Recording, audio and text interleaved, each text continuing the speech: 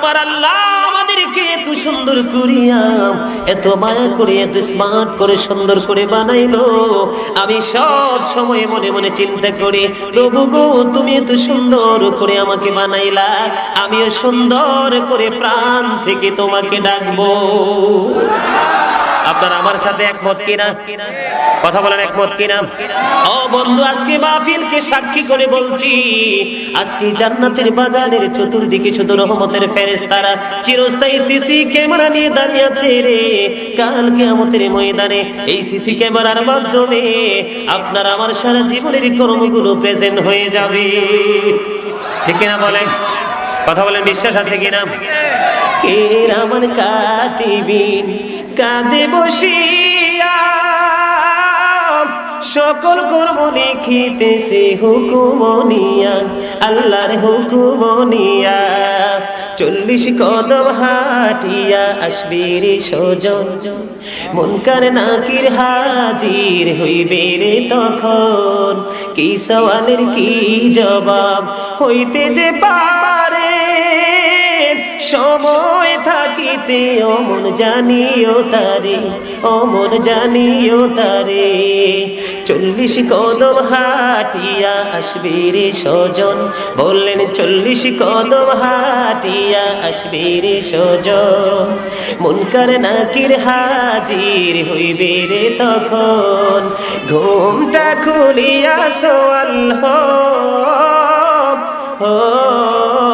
মুসলিম ভাই, ঘুমটা খুলিয়া সওয়াল করিবেন তখন। 40 কদম হাঁটিয়া আসবে রে সজন। মারহাবা, একটা আওয়াজ দিয়ে বলেন মারহাবা। এই গ্রামের আমার ভাই, আমার বাবারা, আমার মা বোনেরা গো, সবাইকে আমি আজকে পায়ে ধরে বলবো, আজকে কেউ ঘুমায়ও না। মাইকের আওয়াজ যদি তোমরা শুনে থাকো, সকলে প্রাণ উজাড় করে আমার কথাগুলো শুনে নাও। আমি বিনয় করে বলবো, এই গ্রামের আমার ভাই বাবারা, আজকে চলে আসো এই জান্নাতের বাগানে, কারণ এই জান্নাতের বাগান পারবে আমাদেরকে মুক্তি দিতে। ঠিক কিনা বলেন? বন্ধুরা আমার, আমি দলিল ছাড়া কোনো কথা বলি না, হাদিস শরীফ প্রমাণ করেছে রে বন্ধু। এই ফেরেশতারা যখন আসমান ছেড়ে জমিন পর্যন্ত চলে এসেছে, আমার আল্লাহ ডেকে ডেকে বলে, ফেরেশতারা রে, কেন এত সুন্দর করে তোমরা পৃথিবীর বুকে চলে গেলা? এবার ফেরেশতারা ডেকে ডেকে বলে, প্রভু গো, অনেক তোমার প্রিয় বান্দারা এত প্রাণ উজাড় করে জিকির করতেছে মাহফিলে বসে বসে, তাদেরকে অভিনন্দন জানানোর জন্য পৃথিবীতে চলে আসলাম। বন্ধুরা আমার, এখানে কিন্তু একটা মজার খবর আছে। কি আছে? বাবারা আমার, আমি পায়ে ধরে বলবো, আপনাদেরকে আমি পায়ে ধরে বলবো, হাতে ধরে নয়। একটু গভীর চিন্তা করে বসে যাবেন বন্ধু। আমি আপনাদেরকে এলোমেলো কথা বলার অভ্যাস আমার নাই, এলোমেলো ফালতু আলাপ করে সময় নষ্ট করার সময় আমার নাই রে। কারণ সময় খুবই অল্প, আমার কাজ অনেক বেশি। ঠিক না বলেন? বন্ধুরা আমার, আমি এই জন্য বলবো, যখন আমাদেরকে সৃষ্টি করার জন্য আমার আল্লাহ বলেছেন, ইন্নী জাঈলুন ফিল আরদি খালিফা, আমি পৃথিবীতে মানুষ পয়দা করব। ফেরেশতারা বলেছিলেন, প্রভু গো, তাদেরকে সৃষ্টি করার কোনো দরকার নাই, তারা মারামারি করবে, তারা কাটাকাটি করবে, তারা যুদ্ধ করবে, তারা বিগ্রহ করবে, তুমি খোদার কথা বলবে না। তখন আমার আল্লাহ জানিয়েছিলেন, ইন্নী আ'লামু মা লা তা'লামুন, আমি যা জানি তোমরা তা জানো না। কে বলেছিলেন? আল্লাহ রাব্বুল আলামিন বলেছিলেন। বন্ধু, তখন ফেরেশতারা আমার আল্লাহর সাথে কোনো কথা বলে নাই। আজকে বন্ধুরা আমার, আমরা জিকির করতেছে, ফেরেশতারা আসমান থেকে জমিন পর্যন্ত চলে এসেছে। এবার জমিনের দিকে এসিয়া বান্দার জিকির গুলো শুনে এবার আমার আল্লাহ প্রশ্ন করছেন ফেরেশতাকে, ফেরেশতারা রে, বলে দাও না, আমার বান্দা যারা আমি আল্লাহ জিকির করতেছে তারা আমাকে দেখছে কিনা? কথাটা গুরুত্বপূর্ণ কিনা বলেন? আমার আল্লাহ ফেরেশতাকে প্রশ্ন করলেন, ফেরেশতারা রে বলে দাও আমার বান্দাগুলো আমাকে দেখেছে কিনা। এবার ফেরেশতারা ডেকে ডেকে বললেন, প্রভু গো তারা তো আপনাকে দেখেনি। কই যদি তারা দেখতে পারতো তাহলে কি করতো? এবার ফেরেশতারা ডেকে ডেকে বলে, বলি তারা যদি আপনাকে দেখতে পাইতো গো আরো পাগল হয়ে আপনার জিকির করতো। এবার আবার আল্লাহ একটা ডাক দিয়ে বললেন, ফেরেশতারা রে আলেমদের কথা শুনিয়া, উলামায়ে কেরামদের কথা শুনিয়া, আমার বন্ধুদের কথা শুনিয়া অন্ধের মতো বিশ্বাস করিয়া আমার যে বান্দাগুলো আমার জন্য পাগল হইয়া জিকির করে রে, আমি খোদা খুশি হইয়া তার সমস্ত জীবনের গুনাহগুলি মাফ করে দিলাম। আওয়াজ দিয়ে বলেন না সুবহানাল্লাহ। ও বন্ধু, আমি বলেছি মানুষ মানুষের সাথে অভিনয় করে, ঠিক কিনা বলেন? মানুষের কিন্তু দুইটা দিক। আমার কথা একটু গভীর মন দিয়ে শুনবেন। কয়টা দিক? মানুষের বন্ধু দুইটা দিক। দুইটা দিকের মধ্যে একটা হলো তার বডি মানে দেহ, আরেকটা হলো তার আত্মা, ঠিক কিনা বলেন?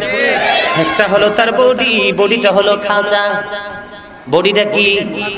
মানুষ দুই দিক দিয়ে মানুষ মানুষ রূপে রূপান্তরিত হয়েছে। একদিকে হলো সে মানুষ তার বডিটা, আর একদিকে হলো তার পাখি। এই বডিটা হলো খাঁচা আর আত্মাটা হলো পাখি। বন্ধু, পাখি রাখতে হলে খাঁচার প্রয়োজন, ঠিক কিনা বলেন? আপনি দেখেন আল্লাহ কত ভালোবাসিয়া আমাদেরকে বানাইছে। আল্লাহ রাব্বুল আলামিন আমাদের আত্মাটাকে যত্ন করে রাখলেন আলমে আর হায় রুহের জগতে। সেটা হলো আমার আল্লাহর আরশের চতুর্দিকটা। আমার আত্মা কিন্তু যত্ন করে, আপনার আত্মা, সকল প্রাণীর আত্মা সৃষ্টি করে আল্লাহ আলমে আরো হয় রুহের জগতে যত্ন করে রেখে দিলেন পৃথিবীর বুকে। বন্ধু, আমার বাবার বাড়ি হলো ভৈরবপুর, আমার মায়ের বাড়ি হলো রাশিয়া প্রেসিডেন্ট বাড়ি, ঠিক কিনা বলেন? আমার সিস্টেম কিন্তু আপনাদের সিস্টেম, পৃথিবীর প্রত্যেকটা জায়গায় সিস্টেম। আমার মামার বাড়ি হলো রাশিয়া মজুমদার বাড়ি, রাশিয়া প্রেসিডেন্ট বাড়ি। ও বন্ধু, আমাদের গ্রামের বাড়ি হলো ভৈরবপুর। আমার বাবার জন্ম ভৈরবপুরে, মায়ের জন্ম রাশিয়াতে। আল্লাহ রাব্বুল আলামিনের আইন অনুযায়ী বন্ধুরা আমার বাবা মায়ের মিলন হলো, বিয়ে হলো, ঠিক কিনা বলেন? বাবা মায়ের বিয়ে হলো, আর বাবা মায়ের বিয়ের মাধ্যমে বন্ধুরা আমার একটা সন্তানের বডি মায়ের উদরে তৈরি হয়েছে, ঠিক কিনা বলেন? আমার কথা বুঝতে পারতেছেন তো? আলোচনা করব, শুনতে সবাই রাজি? বন্ধুরে আমার মায়ের উদরে আমার বডিটা তৈরি করলো, আর মায়ের উদরে আমার বডিটা তৈরি করিয়া আলমে আর হাতিকে বডির মধ্যে প্রাণ পাখি ঢুকাইয়া আমাকে বানাইয়া দিলেন মানুষ, ঠিক কিনা বলেন? বন্ধুরা আমার মানুষের দুইটা দিক। একটা হলো তার দেহ, আর একটা হলো তার আত্মা। আত্মা শব্দটা হলো বাংলা, আরবিতে এটাকে বলা হয় রূহ, ইংলিশে এটাকে বলা হয় soul. Say the soul is the order of my Lord. বলুন আত্মা আল্লাহর নির্দেশ মাত্র। চিৎকার মেরে বলুন না সুবহানাল্লাহ। বন্ধুরা আমার first tense, present tense, future tense.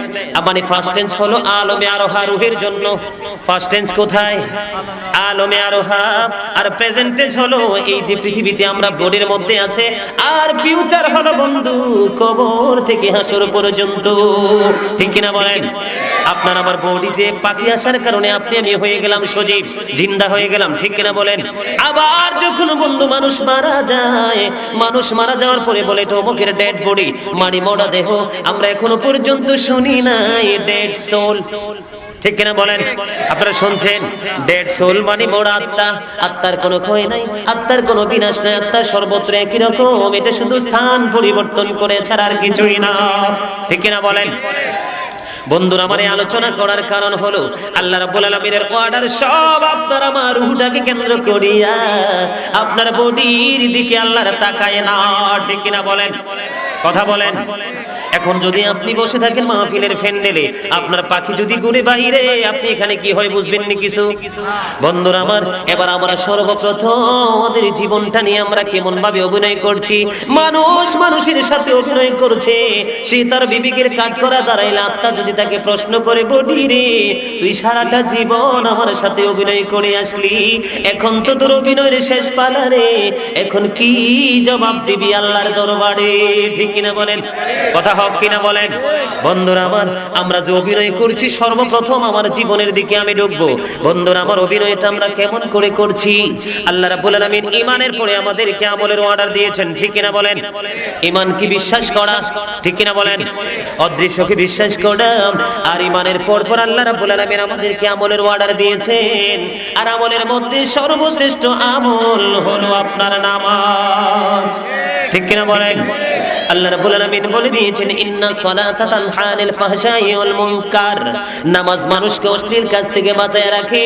ওই দিক দিয়ে আল্লাহ 30 পারা আবার বলেছেন, ফাওয়াইলুল লিল মুসাল্লিন, ঠিক কিনা বলেন? আল্লাযীনা হুম আন সালাতিহিম সাহুন আল্লাযীনা হুম ইউরাউন। বন্ধুরা আমার আল্লাহ কত সুন্দর, আমার আল্লাহ কত সুন্দর দিলেন।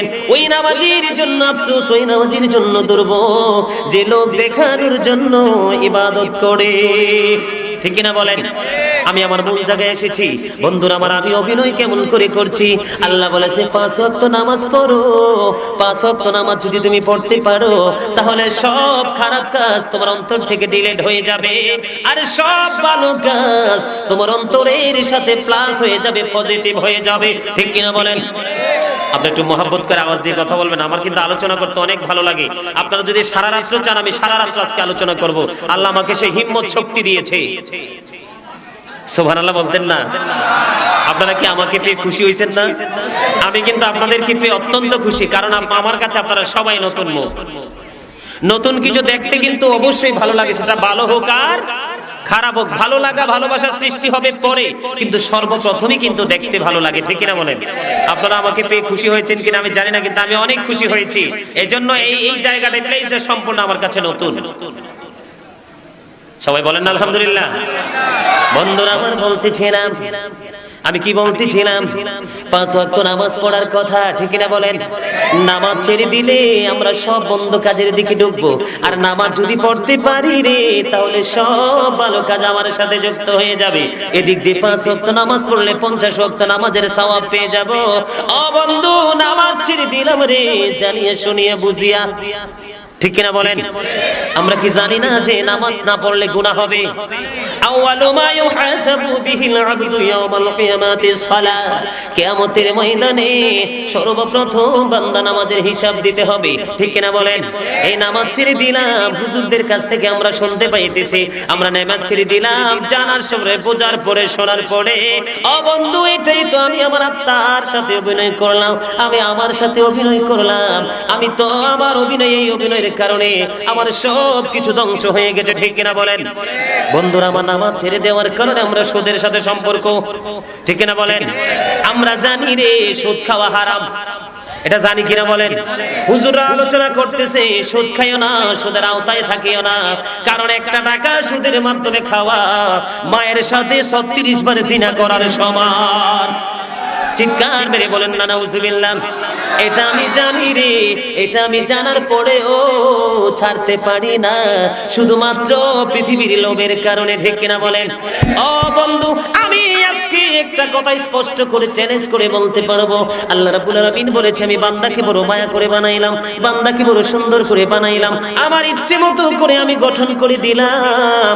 আমার মনে হয় আল্লাহ রাব্বুল আলামিন যেই বান্দাটাকে সৃষ্টি করেছে, এই বান্দাটার উপযুক্ত করে তার রিজিকও দিয়ে দিয়েছে, ঠিক কিনা বলেন? আমার কথা ভুল হলে দাঁড়ায় বলবেন হুজুর আপনার এটা ভুল হয়েছে। আমি আপনাদেরকে বলবো বন্ধু, এই যে সুদের কথা, আপনি যদি হালাল পথ উপার্জন করেন আপনি খাইতে পারবেন, চলতে পারবেন, ঘুমাইতে পারবেন। অতিরিক্ত একটা বাড়ি বানানোর জন্য, অতিরিক্ত একটা গাড়ি করার জন্য, অতিরিক্ত একটা জমিন কেনার জন্য, ব্যবসা প্রতিষ্ঠান কেনার জন্য আমরা সুদ ঘুষের দিকে ঢুকছি, ঠিক কিনা বলেন? আল্লাহ আমাদেরকে যেটা দিয়েছে এটা আমাদের জন্য পারফেক্ট। ও বন্ধু, জানার পরে, বোঝার পরে, শোনার পরে আমরা সুদের দিকে গেলাম, ঘুষের দিকে গেলাম, এটা আমি নিজের সাথে নিজে প্রতারণা করলাম, ঠিক কিনা বলেন? কথা বলেন ঠিক কিনা? আমি নিজেকে নিজে ঠকাইলাম, আমি নিজের কাঠগড়ায় নিজে আসামি হয়ে গেলাম। আল্লাহ কি বিচারে করবে আমার? আমি যদি নিঝুম রাত্রিতে যদি আমার বিবেককে প্রশ্ন করি, আমি যদি আমার কাঠগড়ায় দাঁড়াই, সকাল থেকে সন্ধ্যা পর্যন্ত আমি কি করেছি বন্ধু দেখতে পাই। ভালো কাজ করেছি অল্প কিছু, আর সব আমার দ্বারা বন্ধ কাজ হয়েছে। ঠিক কিনা বলেন? কথা বলেন ঠিক কিনা? বন্ধুরা আমার, এই যে সুদ খাইলা, ঘুষ খাইলা, কি করেছো তোমরা জানো না? এইটা মেরাজের রজনী, আমার নবী যখন মেরাজে গেলেন, মেরাজে যাইয়া জাহান্নামের দিকে তাকাইয়া দেখলেন এক একটা মানুষের পেট এক একটা ঘরের মতো বড় বড়। জিব্রাইলকে ডাক দিয়ে প্রশ্ন করলেন, জিব্রাইল বলে দাও, এই যে ঘরের মতো বড় বড় পেটওয়ালা মানুষগুলো দেখা যায়, এরা কারা? এবার জিব্রাইলটাকে ডেকে বলেন, ইয়া রাসূলুল্লাহ, ইয়া হাবিবাল্লাহ, নবী গো, এই যে মানুষগুলো দেখা যায়, এগুলো হলো আপনার একদল উম্মত। তারা পৃথিবীতে বড় বাড়ি, বড় গাড়ি, সুন্দর জামা, সুন্দর পোশাকের জন্য, মাছ গোস্ত খাওয়ার জন্য, পৃথিবীর ফরমালিটি ভালো করে মেনটেন করার জন্য, পৃথিবীর সমাজে মাথা উঁচু করে দাঁড়ানোর জন্য, তারা হারাম হালাল কি চিনার উপায় ছিল না। মানুষের বুকে পাড়া দিয়ে তারা, বন্ধুরা আমার, তারা উপার্জন করেছে, তারা মানুষের রক্ত চষে নিয়েছে। বন্ধুরা আমার, সুদ দিলেন আপনি 10,000 টাকা, 10,000 টাকায় মাসে আপনি 1,000 টাকা নিয়ে নিলেন। যে লোকটা আপনার কাছ থেকে 10,000 টাকা নিয়েছে, আপনি কি বুঝেন না তার মতো অসহায় আর সমাজে কেউ নাই? ঠিক কিনা বলেন? ও বন্ধু, এই ফেনী গ্রামের মানুষেরা রে, যারা সুদ খাও, আমার ভাই বাবার, আমার মা বোনেরা যারা ঘুষ খাও, তাদেরকে ডেকে ডেকে বলবো, তোমরা একটু চিন্তা করে দেখো না, যে মানুষটা তোমার কাছে 5,000 টাকার জন্য এসেছে, যে মানুষটা তোমার কাছে 10,000 টাকার জন্য এসেছে, তার ভিটা নাই, তার মাটি নাই, তার আপন বলতে দুনিয়ায় ধনী মানুষ কেউ নাই, এজন্য তোমার কাছে এসেছে। তুমি কেমন করে মাস শেষে তার কাছে অ্যামাউন্টটা নাও? তুমি তার রক্ত চষে নিয়েছো, তার পরিশ্রমের টাকাগুলো তুমি হাতিয়ে নিয়ে বড় বিল্ডিং বানাইলা। তুমি তো জানো না, তুমি তোমার সন্তানের জন্য রেখেছো। আমার আল্লাহ কোরআনের মধ্যে, কোরআন শরীফের 19 পারায় সূরা শুআরার 88 নম্বর আয়াতে আমার আল্লাহ জানাইয়া দিয়েছেন, বিসমিল্লাহির রহমানির রহিম, ইয়াউমা লা ইয়ানফাউ মালু ওয়ালা বানুন। আল্লাহ রাব্বুল আলামিন খবর জানিয়ে দিয়েছে, বন্ধু, হৃদয়ের জানালা খুলে শুনে নাও, আমার কথাগুলো শুনে কষ্ট পাইও না, আমার কথাগুলো শুনে মনে মনে চিন্তা নেগেটিভ করো না, ভালোবাসা লাগাইয়া কথাগুলো শুনে নাও।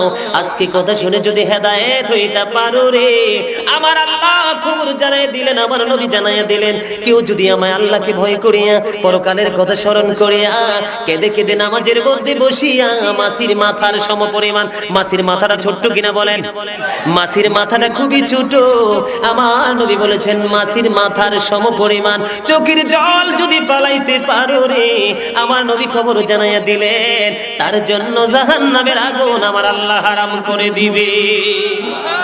বন্ধুরা আমার, বলতেছিলাম, তুমি যে সুদ খাও, তুমি যে ঘুষ খাও, আল্লাহ কি বলেছে?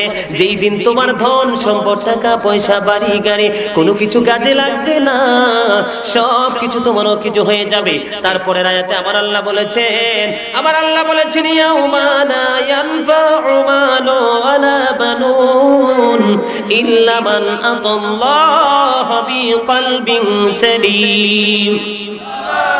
বন্ধু, সেই ব্যতীত যেই ব্যক্তিটা সুস্থ অন্তর নিয়ে খবরে যাবে, তার মানে আমি আপনাদেরকে বুঝাই, একটা লোকের কোনো কিছু কাজে লাগবে না, তার ধন সম্পদ, টাকা পয়সা, বাড়ি গাড়ি, সোনা গয়না, মা বাবার কাছে সন্তানের চেয়ে দামি পৃথিবীতে আর কিছু নাই। ঠিক কিনা বলেন?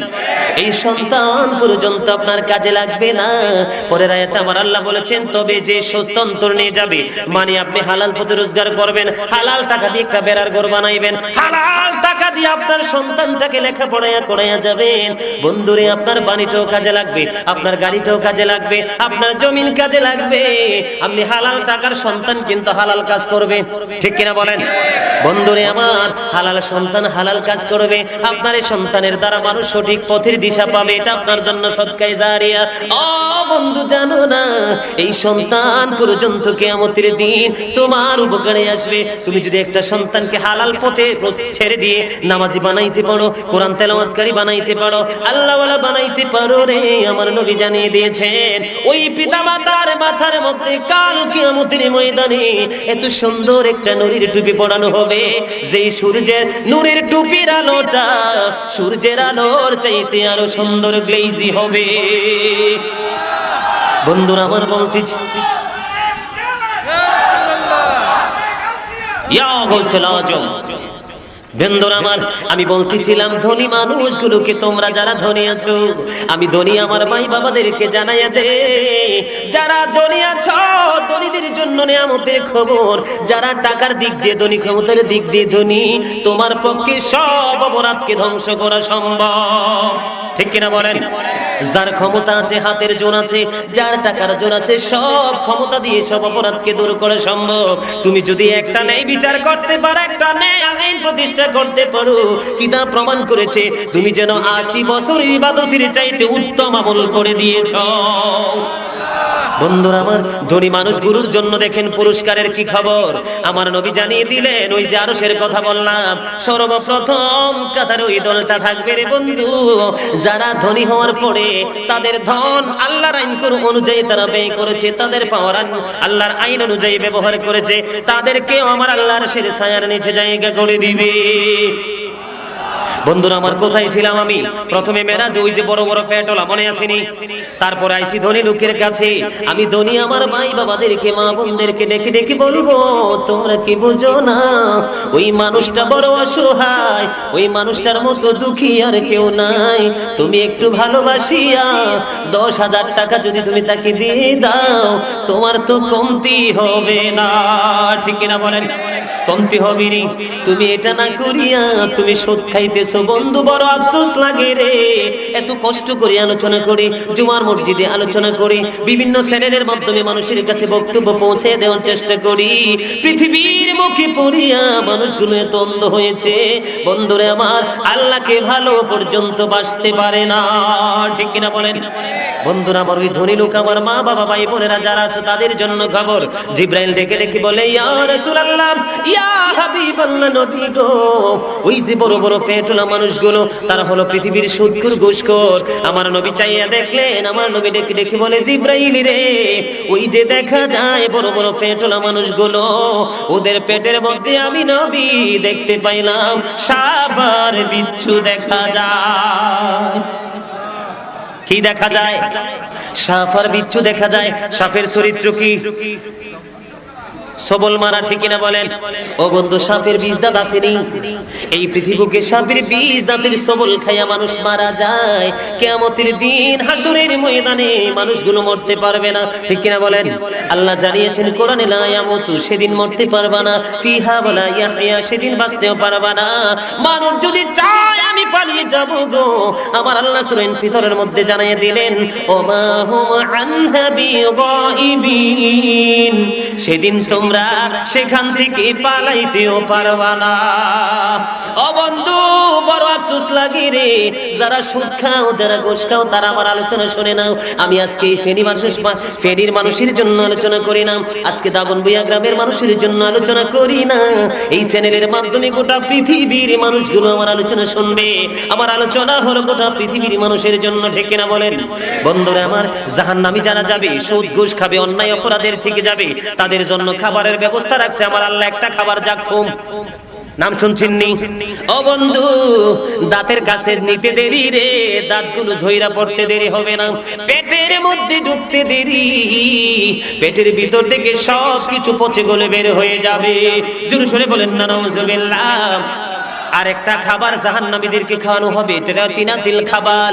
ও বন্ধু, এটা হলো আরেকটা জাহান্নামীর শরীরের রক্ত পুজ, এটা সেদিন খাইতে হবে, না খাইয়া তোমরা বাঁচতে পারবা না, সেদিন পালাইতেও পারবা না, সেদিন মরতেও পারবা না, সেদিন জিন্দাও থাকতে পারবা না। আমাদের আঞ্চলিক ভাষায় মানুষ বলে, ফাটা ফুটার ঘষাঘষি মরছে রইছে মরণ। ঠিক কিনা বলেন? ও বন্ধু, সেই জীবন হবে সেদিন মানুষের। কথা বলেন, এখন সুদ খাইবেন না ছাড়বেন? কথা বলেন না বন্ধুরা আমার। এই যে আরেকটা অভিনয়ের কথা আমি বলবো, বর্তমানে আমাদের বাংলাদেশের মধ্যে যুবক ভাইয়েরা মায়ের সাথে ভালো সম্পর্ক রাখে না, বিশেষ করে বিয়ের পরে। ঠিক কিনা বলেন? কথা বলেন ঠিক কিনা? শয়নি স্বপনে শুধু মা তোমার কথা মনে হয়, শয়নি স্বপনে শুধু মা তোমার কথা মনে হয়, কতদিন দেখি না তোমায়, ভুলে কি গেছো আমায়, ভুলে কি গেছো আমায়, আদর সোহাগ মাগো আর কথা পাবো, কারা চলে আমি নিজেকে জড়াবো, আদর সোহাগ মাগো আর কথা পাবো, কারা চলে আমি নিজেকে জড়াবো, কার কাছে ধরবো মিছে বায়না, তোমার মতো কেহ নাই, শয়নে স্বপনে শুধু মা তোমার কথা মনে হয়। জোরে সোরে মারহাবা। বন্ধুরা আমার, আমার সাবজেক্ট হলো মানুষ মানুষের সাথে অভিনয় করছে। ঠিক কিনা বলেন? আমার অভিনয়ের কথা যদি ভুল হয় আপনারা আমাকে ধরিয়ে দিবেন, বলে দিবেন বন্ধু মানুষ কেমন করে মানুষের সাথে অভিনয় করছে। নামাজ হলো জান্নাতের চাবি। ঠিক কিনা বলেন? নামাজ কি? একটু মহব্বত করে কথাগুলো বুঝে নেবেন। নামাজ কি? নামাজ হলো জান্নাতের চাবি। এখন আর মায়ের পায়ের নিচে হইল জান্নাত। কথা বলেন। নামাজ হইল কিসের চাবি? বেহেশতের চাবি। আর মায়ের পায়ের নিচে হলো আপনার জান্নাত, আমার জান্নাত। এখন আমি আপনাদেরকে প্রশ্ন করব, আগে কি আমার জান্নাতের চাবি প্রয়োজন, নাকি আমার জান্নাত খুঁজে বের করা আগে দরকার? সবাই বলেন নাই। ও বন্ধু, মায়ের মতো মধুরে পৃথিবীতে আর কেউ নাই। ও বন্ধু, মায়ের আঁচলে যে ভালোবাসার গ্রাণ পাওয়া যায় রে, মমতার গ্রাণ পাওয়া যায়, পৃথিবীর আর কোথাও সেই স্বাদ পাওয়া যায় না। ও বন্ধু, আজকে থেকে যার মা আছে তোমরা একটা পরীক্ষা করে নিবা। বন্ধুরা আমার, রাত্রে বেরিয়ে যাবে, বেরিয়ে যাওয়ার পরে তোমার বউ থাকলে, বন্ধুরা আমার, তোমার আত্মীয় স্বজন থাকলে কেউ তোমার খোঁজ করবে না, কিন্তু মা দুঃখিনীর চোখে ঘুম আসবে না। ঠিক না বলেন? বন্ধুরে আমার, আমি বলতে চাইলাম নামাজ হলো বেহেশতের চাবি, আর মায়ের পায়ের নিচে হলো জান্নাত। এখন আমি আগে চাবি জোগাড় করব না, কারণ চাবি জোগাড় করতে হলে তালার মাপের প্রয়োজন। ঠিক কিনা বলেন? চাবি জোগাড় করতে হলে কিসের প্রয়োজন? তালার মাপের প্রয়োজন। বন্ধু, দুনিয়ার তালার কথা আমি বলিনি। আপনি যদি জান্নাত খুঁজে বের করতে পারেন, তারপরে জান্নাতের দরজা খুঁজে পাবেন। দরজা যদি আপনি খুঁজে পান, তাহলে বন্ধু আপনি দেখবেন দরজার মধ্যে তালা ঝুলানো। দরজার তালা যখন বন্ধ দেখবে, খোলার জন্য চাবি প্রয়োজন, অনেক পরে চাবির প্রয়োজন। আমাদের আগের কাজ হলো জান্নাত খুঁজে বের করা। ঠিক কিনা বলেন?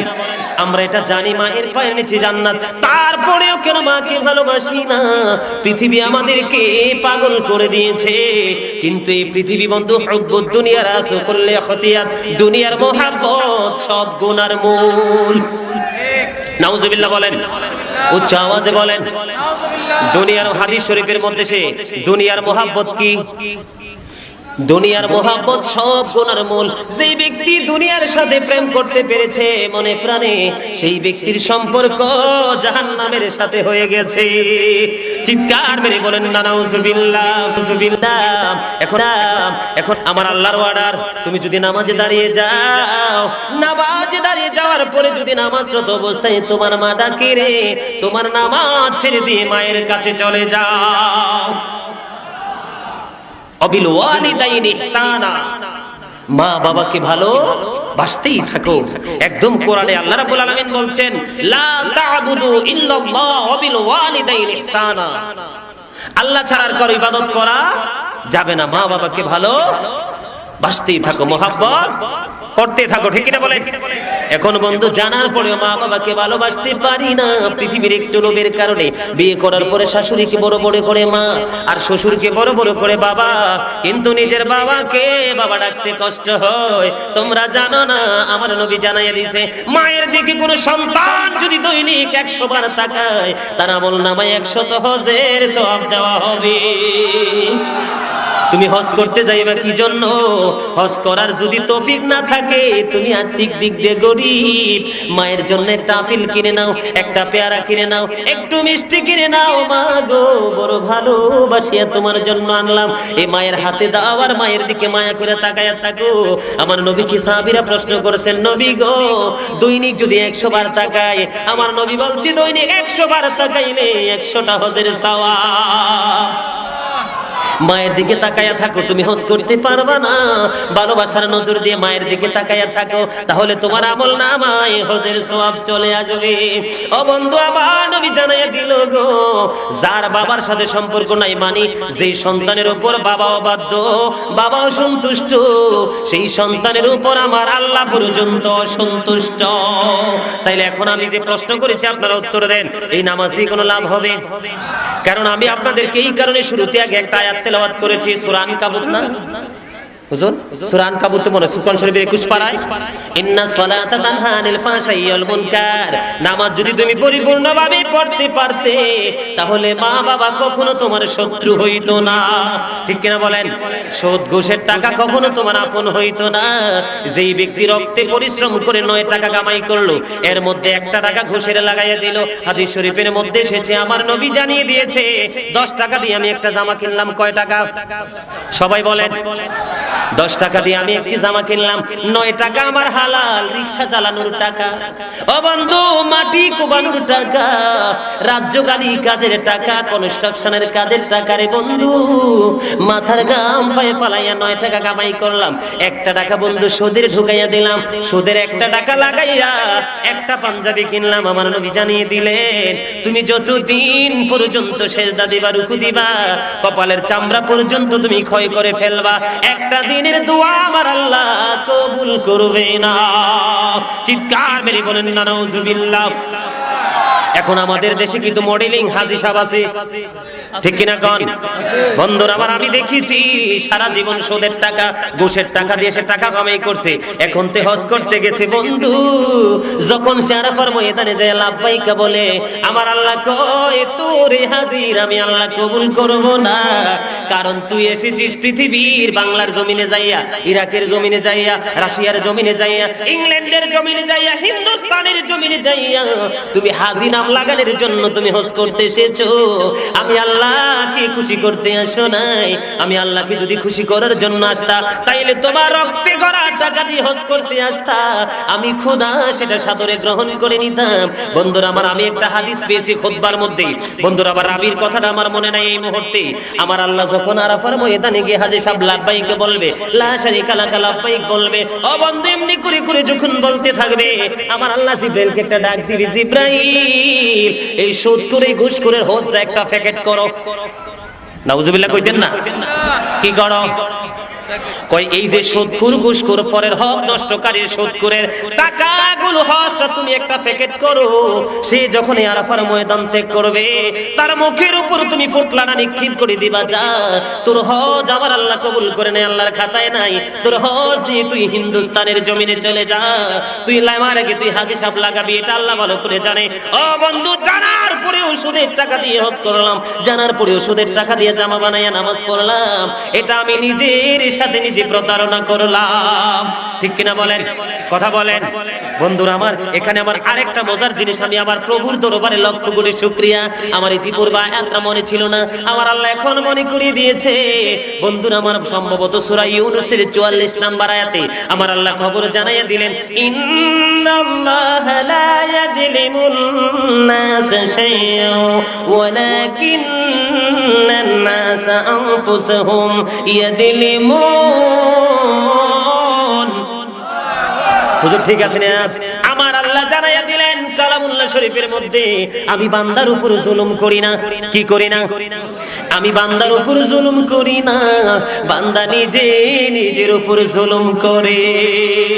তাইলে আমার কথার সাথে আপনারা মিল পাইছেন না আল্লাহর? ও বন্ধু, বিশ্বাস করেন, আল্লাহর ইজ্জতের কসম করে বলছি, আজকে আলোচনা করার জন্য এটা আসিনি। আজকে আলোচনা করতাম ধৈর্য ধারণ নিয়ে, কারণ আমি দেখি মানুষ একটু মারামারি, কাটাকাটি, ঝগড়া, মামলা মোকদ্দমায় চলে যায়। আমি ভাবছিলাম ধৈর্য নিয়ে আলোচনা করব। কোরআন হাদিসে আল্লাহ ধৈর্য নিয়ে কত পুরস্কারের খবর দিয়েছে। আমি চিন্তা করলাম এই জায়গাটাতে নতুন, আমি এই বিষয় নিয়ে আলোচনা করব। বন্ধু, সেদিকে যাচ্ছি না। আমার আল্লাহ বললেন কি? বান্দা নিজের উপর নিজে জুলুম করে, আল্লাহ বান্দার উপর জুলুম করে না। তাহলে সাজার জন্য আমরা নিজেরাই দায়ী, ঠিক কিনা বলেন? কি সাজার জন্য আমরা কি দায়ী? আমরা নিজে দায়ী রে বন্ধু। আমি জানি গরিব মানুষের উপর অত্যাচার করলে আমার আল্লাহ সহ্য করবে না। এটা জানার পরেও দুনিয়ার সুবিধার জন্য তার উপর অত্যাচার করে আমি আমার স্বার্থ হাসিল করলাম। তোমরা জানো না, আল্লাহু লা ইউহিব্বুজ জালিমিন। হুজুর ঠিক নেই? আল্লাহ রাব্বুল আলামিন জালিমকে পছন্দ করে না। ইন্নাল্লাহা লা ইয়াহদিল কওমাজ জালিমিন। আল্লাহ কোরআনে জানাইয়া দিয়েছেন বন্ধু, জালিমদেরকে আল্লাহ সঠিক পথ দেখায় না। তাইলে তার মতো নিকৃষ্ট মানুষ আর কেউ আসেনি। ওয়া মালিজ জালিমিনা মিন আনসার। জালেমদের কোনো সাহায্যকারী নাই। ও বন্ধু, ওই দিক দিয়ে জাহান্নামের খবর পাইলাম। যারা নিজের সাথে নিজে জুলুম করলো, নিজের সাথে নিজে অভিনয় করলো, এই অভিনেতাদের জন্য পুরস্কারের খবর। তাদেরকে প্রথমত যে পোশাকটা দেওয়া হবে, মৃত্যুর সময় যখন হবে তারাই পোশাকটা দেখতে পাবে। ও বন্ধু, জালিমের জন্য পুরস্কারের খবর। এই জালিমের জন্য যে পোশাক আল্লাহ জাহান্নামে তৈরি করেছেন, এই অপরাধীদের জন্য তৈরি করে রেখেছেন। ও বন্ধুরা আমার, এই পোশাক যদি আসমান জমিনের মধ্যখানে এই অবস্থায় ঝুলাইয়া দেওয়া হয়, এই পোশাকের দুর্গন্ধে সমস্ত পৃথিবীর মানুষ অসুস্থ হয়ে মারা যাবে। চিৎকার মেরে বলেন না নাউজুবিল্লাহ। সত্যি করে বলেন তো, আমার কথাগুলো খারাপ লাগে? যদি এই কাজগুলোকে করেও থাকেন, যদি আজকের আলোচনার পরে বলেন যে হুজুর আলোচনা করেছে আমি ভালো হয়ে যাব, আমি আজকে মাহফিলকে সাক্ষী করে বলে গেলাম, আমার আল্লাহ আপনাকে খুব আদরের সাথে ক্ষমা করে দিবে। চিৎকার মেরে বলুন না আমিন। এত মহব্বতে বলুন না আমিন। আমাদের আরো দোষের খবর আসেনি? আল ফিতনাতু আশাদ্দু মিনাল কাতল। সমাজের মধ্যে চায়ের দোকানে বসে বসে আমরা গীবত কইনি। বন্ধু, আমার সাবজেক্ট হলো আমি নিজের সাথে নিজে অভিনয় করছি। আল্লাহ সুন্দর করে বলেছে, তুমি তোমার উপরে জুলুম করছো, আমি আল্লাহ তোমাদের উপর জুলুম করি না। তাইলে আল্লাহ দায় মুক্ত কিনা বলেন? আল্লাহ মুক্ত কিনা? আল্লাহর দোষ দিতে পারবো নি? ওই যে একটু আগে বললাম, কে রামান কাতিবিন, কাঁদে বসিয়া সকল কর্ম লিখিতেছে হুকুমনিয়া, আল্লাহর হুকুমনিয়া। জোরে সরে বলেন মারহাবা। আমরা গীবত বলি কিনা বলেন? ও বন্ধু, আমরা জানি রে, আমি কোরআনের মধ্যে খবর পাইলাম, আল ফিতনাতু আশাদ্দু মিনাল কাতল। যারা সমাজের মধ্যে গীবত দিয়ে ঝগড়া সৃষ্টি করে, তারা হত্যার চেয়ে বড় জঘন্য অপরাধ করলো। জোরে সরে বলেন না নাউজুবিল্লাহ। ও বন্ধু, এই অভিনয়ের পুরস্কার কি নিবেন নি জানেন না? কথা বলেন, জানতে রাজি আছেননি? এই অভিনয়ের পুরস্কার কি জানেননি? আমি দেখতে পাই কিছু কিছু দাড়ি পাকা মুরব্বি, এত বড় বড় দাড়ি। বন্ধুরা আমার টুপিটা পকেটে লইয়া যায়, সোজা যাইয়া চায়ের দোকানে টিভির সামনে, বন্ধুরা আমার এক কাপ চা খাইবো আর মানুষের বদনাম কইব, ঠিক কিনা বলেন? ও বন্ধু, এই সমস্ত দাড়ি পাকা মুরব্বি বাবাদেরকে আমি খবর জানাইয়া দেই, আপনারা কেউ আমাকে বরদোয়া দিন না, অভিশাপ দিন না, কারণ বরদোয়া দেওয়ার কোনো জায়েজ নাই, বরদোয়া দেওয়ার কোনো আইন নাই। চিৎকার মেরে কোন সুবহানাল্লাহ। দাড়ি পাকা মুরব্বি বাবারা, তোমরা শুনে নাও গো, আমার আল্লাহ দাড়ি পাকা মুরব্বিদেরকে জাহান্নামের আগুনে পোড়াইতে আমার আল্লাহর শরম লাগে। এত আস্তে সুবহানাল্লাহ। আমি যেদিন এই খবরটা জানছি, বিশ্বাস করবেন, আমি যেদিন এই খবরটা জানছি, আমি মনে মনে করি, আল্লাহ আমার কবে দাড়ি হইব, কবে দাড়ি ভাগবো, আমি কবে বুড়া হবো, কবে আমি আল্লাহর গোলামি করবো। চিৎকার মেরে বলেন সুবহানাল্লাহ। আমি একটা ছেলে, আপনারা শুনলে খুশি হবেন, আমি তখন থেকে নামাজ পড়ি যখন আপনার নামাজ কি এটা বুঝিয়ে না। সুবহানাল্লাহ বলেন না। আল্লাহ কিন্তু আমি যদি ভুল বলি আল্লাহ আমার জিহ্বা কেটে দিবে। আমি তখন থেকে নামাজ পড়ি, নামাজটা কি এটা আমি বুঝিয়ে না। কিভাবে নামাজ পড়তাম জানেন? যখন দেখতাম একটা রুকু দিছে তখন আমি তার সাথে দিয়ে যাই রুকু দিতাম, হাফ প্যান্ট পরে ফ্যান পরে। স্পষ্ট মনে আছে আমার। যখন একটা লোক সেজদা যাইতো, আপনার কিছু তো পড়বো না, জানি তো না পড়বো কি, সেজদা দিয়ে ছায়া থাকতাম এভাবে, যে লোকটা ঠোঁট লাড়ে আমিও ঠোঁট লাড়তাম। বন্ধুরা আমার, সেই দিন থেকে আমি এই যে নামাজ ধরেছি আজও পর্যন্ত আমি নামাজকে হৃদয়ের সাথে বন্ধন করে রেখে দিয়েছি। আল্লাহ যেন আমাদের সকলকে নামাজি বানায়, সকলে বলুন আমিন। বন্ধন আমার বলতেছিলাম, দাড়ি পাকা মুরব্বি বাবারা চাইরে দোকানে যাই গিবত বলিও না। আমাদের দেশের মধ্যে কিছু বিদেশির বউ আছে, এটি শরীর মোটা মোটা, ঠিক কিনা কন? আমার মা বোনেরা রাগ হইব আর আমার অভিশাপ দিব, কিন্তু কিচ্ছু করার নাই, আই ডোন্ট কেয়ার, ঠিক কিনা বলেন? কোরআনের কথা বলতে হলে বলতে হবে, ঠিক কিনা বলেন? আমি তাদেরকে ছোট করার জন্য বলি না, আমি শুধু তাদেরকে বোঝানোর জন্য কথাগুলো বলছি। ওই যে আমার বোনেরা, আমার মায়েরা, তার স্বামী তার ছেলে বিদেশ থেকে টাকা পাঠায়, সরকারি চাকরি করে অন্য জায়গায় টাকা পাঠায়, সকালে কয়টা রান্না করে, রান্না করে খাইয়ে সুন্দর করে আরেক বাড়িতে যায়, সারা দিন শুধু মানুষের বদনাম নিয়ে টানা হেসরা করে, এজনের সাথে এজনের ঝগড়া লাগাইয়া দেয়, ঠিক কিনা বলেন? এই যে মহিলা এবং পুরুষেরা চায়ের দোকান বাজার সমিতি, ও বন্ধু, তাদের জন্য খবর আমার আল্লাহ খবর জানিয়ে দিলেন। আমার আল্লাহ খবর জানিয়ে দিলেন, কিয়ামতের ময়দানে 12টা দলের খুব খারাপ অবস্থা হবে। কয়টা দল? একটু মুখ খুলে বলেন, কয় দল? কয় দল? কয় দল? খবর জানাই দিলেন আমার মা গো, আমার বোনেরা, আমার দাড়ি পাকা মুরব্বী বাবারা, যুবক ভাইয়েরা, যাদের মধ্যে চরিত্র আছে রে, তাদেরকে পায়ে ধরে বলবো আমার কথাগুলো একটু মনে দিয়ে শুনে নাও। আমার নবী খবর জানাই দিলেন, গীবত দিয়ে যারা সমাজের মধ্যে, জাতির মধ্যে ঝগড়া সৃষ্টি করে, সে যেন হত্যার চেয়ে বড় জঘন্য অপরাধ করলো। কাল কিয়ামতের দিন এই গীবতখোরকে আমার আল্লাহ বান্দর বানাইয়া জাহান্নামে দিবে। চিৎকার মেরে বলেন না নাউজুবিল্লাহ।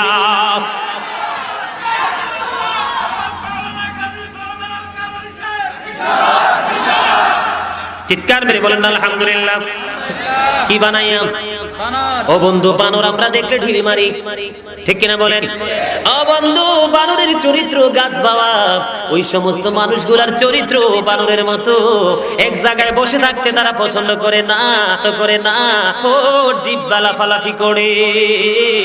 ও বন্ধু, আমার অন্য সাবজেক্টে অন্য আলোচনা ইউটিউবের মধ্যে আছে, আমার এই চ্যানেলের মধ্যে আলোচনাটা দেওয়া আছে। আমার নবী বলেছে, যে ব্যক্তি 2 সোয়ালের মধ্যখান, 2 রানের মধ্যখানের দায়িত্ব নিতে পারবে, আমি নবী তার জান্নাতের দায়িত্ব নিয়ে নিলাম। যেই ব্যক্তি মুখের দায়িত্ব নিতে পারবে, যেই ব্যক্তি লজ্জাস্থানের দায়িত্ব নিতে পারবে, সঠিক কাজেটা লাগাইতে পারবে, আমার নবী বলেছেন ওই বান্দার জান্নাতের দায়িত্ব আমি নবী নিয়ে নিলাম। বন্ধুরা আমার, এই নবী যদি জান্নাতের দায়িত্ব নিয়ে নেয়, আমাদের আর ডর আসেনি? কথা বলেন আসেনি? এখন বলেন, আপনারা আমাদের সাথে অভিনয় করছে, আমি নিজেকে নিজে ঠকাইছি, ঠিক কিনা বলেন? ও বন্ধু, এবার আসেন সমাজের কিছু বিচার করেনি, উল্টা পাল্টা বিচার করেনি। আপনাদের উপস্থিতিতে মনে হয় এখানে 2 নাম্বারই নাই। বন্ধু, আমার গ্রামের মেম্বার এত বড় বেয়াদব, আপনাদেরকে বুঝাইতে পারবো না। তারে 1টা টাকা দিলে সে জাগাত আপনার 70টাকে মিথ্যা বানায়। নাউজুবিল্লাহ বলেন। আমি যদি মিথ্যা কথা বলি, আজকের এই মাহফিল সাক্ষী, আমার আল্লাহ আমার জিহ্বা কাটবে, আমাকে সাজা দিবে। বন্ধু, আমি আপনাদের মন জোগাড় করার, আমি কখনো মানুষের মন জোগাড় করার চিন্তা করি না। আমি সবে চাই আমার প্রভুর প্রেমময় দিদার। আমি আপনাদেরকে সুস্থ করার জন্য, আমি আপনাদেরকে সচেতন করার জন্য, আমি আপনাদেরকে অ্যালার্ট করার জন্য কথাগুলো বলছি। বন্ধুরা আমার, এখানে 2 শ্রেণীর মানুষের এক সাজা হবে। কয় শ্রেণীর মানুষ? 2 শ্রেণীর মানুষ। এক হলো সমাজের বিচারক, দেশের বিচারক, ইউনিয়নের বিচারক, বন্ধু উপজেলার বিচারক, একটা ডিস্ট্রিক্টের বিচারক, একটা কান্ট্রির বিচারক। এই বিচারকগুলো এবং দুনিয়ার যত ব্যবসায়িক আছে, কি আমার আল্লাহ কাল কিয়ামতের ময়দানে 3 শ্রেণীর সাথে কোনো কথা বলবে না, তাদের উপর কোনো দয়া করবে না, তাদের উপর কোনো মায়া করবে না। এই 3 শ্রেণী চিনার দরকার আছে কিনা বলেন? বন্ধুরা আমার যে যুবক ভাইয়েরা আছো রে, আমি তোমাদের যদিও বয়সে বড়, আমি তোমাদের পায়ে ধরে বলবো একটা কথা, আজকে দেখি যদি আল্লাহকে ভালোবেসে থাকো, আমার নবীকে যদি ভালোবেসে থাকো, আমি গুনাহগারকে যদি ভালোবেসে থাকো রে, আজকে তোমাদেরকে আমি পায়ে ধরে বলবো, আজকে দেখি তোমরা কেউ জিন্স প্যান্ট পরবা না।